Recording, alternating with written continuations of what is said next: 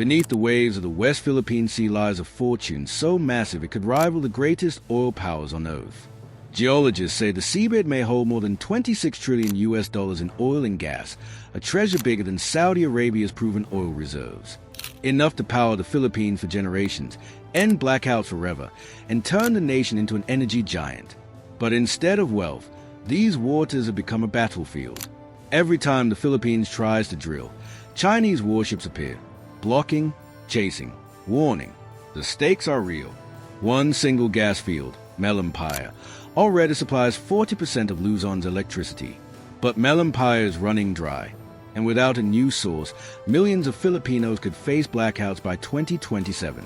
Imagine factories falling silent, homes going dark, families paying triple just to keep the lights on, while 55 trillion cubic feet of untapped gas sits locked under Rectobank. The world says this treasure belongs to the Philippines. But China draws a 9-dash line across the sea and defends it with fleets, fortresses, and missiles. This fight is no longer about fuel alone. It is about power itself over Asia's future. In 1989, foreign explorers found something under the waters west of Palawan. It was a Maritime gas field, a discovery so big that leaders called it the country's first strike of fortune. By 2001, gas began to flow. Pipelines carried it straight into Luzon, the heart of the Philippines. For the first time, the nation was not only buying fuel, it was making its own power. The numbers told the story. Maritime supplied up to 40% of Luzon's electricity. For more than 20 years, this single gas field kept the lights on in factories, homes, and hospitals. To ordinary Filipinos, it was hope. It meant fewer blackouts. It meant the country could dream of real energy independence. But under every boom lies a shadow. The gas was not endless. The wells would one day run dry. And by the early 2000s, scientists already warned that Malatime's life was ticking down. The sea had given its treasure, but it would not last forever. The Philippines had tasted what it meant to stand on its own feet. The question was simple and dangerous. What happens when the lifeline begins to fade? The moment arrived when the lifeline of Luzon began to fade. The Maritime gas field, once the heart of Philippine power, was collapsing. By 2023, experts sounded the alarm. Only 859 billion cubic feet of gas remained. What once fueled 40% of Luzon's electricity was now a dying flame. The countdown had begun. By 2027, the nation could face blackouts more brutal than any storm. For families, this meant sky-high bills and nights without light or air. For factories, it meant shutdowns, layoffs, and silence where machines once roared. The field of fortune had turned into a grave of energy. Every passing month, the pressure grew. Politicians scrambled. Business leaders panicked. And ordinary people asked the same question: what comes after Maritime? Then, a whisper spread through the halls of power. Another treasure beneath the sea. Another chance at survival. But reaching it would not be a triumph, because standing in the way was a rival with warships, radars, and guns. The gas of the past was running out. The fight for the future was ready to begin.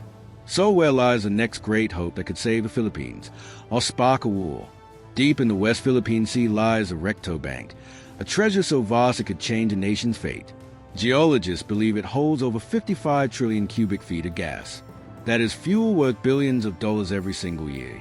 Enough to free the Philippines from foreign oil and gas imports. Enough to power Luzon, Visayas, and Mindanao for generations. But every time Manila tries to touch it, the shadow rises. Chinese warships and Coast Guard vessels swarm the waters.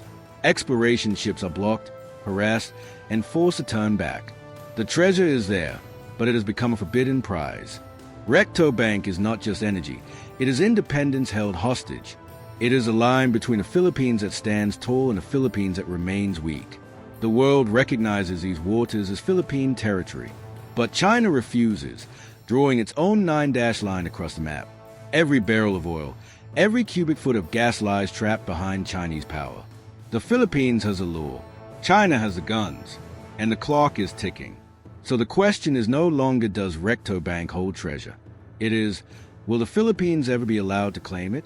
In 2016, the world's highest sea tribunal gave the Philippines a miracle. The judges ruled that China's 9-dash line had no legal basis. It was a David versus Goliath moment, and for once, David had won. The court confirmed the Philippines' sovereign rights over its exclusive economic zone. Filipinos celebrated, believing the fight was finally over. But the victory was only on paper, because China simply said no. And while the ink dried on the verdict, Chinese dredges and warships moved faster. Beaches became fortified islands. Runways rose from the sea. Missile systems appeared on reefs. The Hague had given the Philippines a legal sword, but Beijing brought steel and guns. Every reef turned into a base. Every rock became a fortress. The world saw the verdict. But in the West Philippine Sea, power answered law. The Philippines had justice. China had control. And the hollow victory became a warning. In the South China Sea, paper cannot stop warships. So the question remains, how did Beijing turn courtroom defeat into dominance on the water?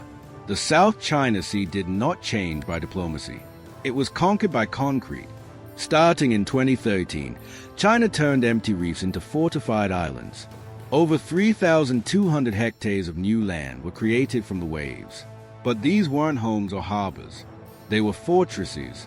At Fiery Cross, Subi, and Mischief, China carved 3,000-meter runways.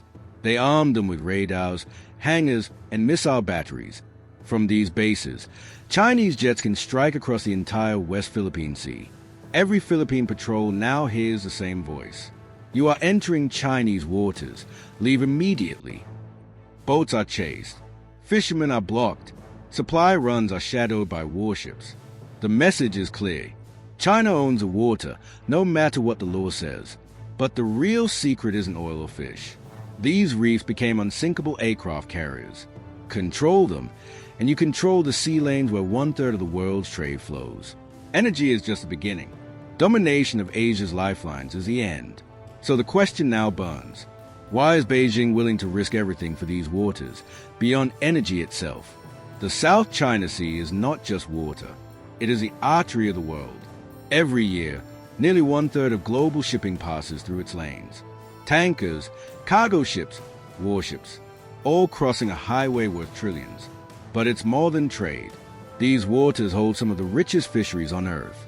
For China, the sea is both a breadbasket and a choke point. Control it, and you can feed your nation. Control it, and you can strangle your rivals.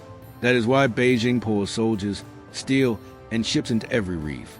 For the Philippines, the fight is different. This isn't just about fish or fuel. It's about whether a nation of 110 million people can survive with dignity. It's about whether sovereignty is real, or only a word written on paper. If you liked our video, please hit the like button and subscribe to our YouTube channel.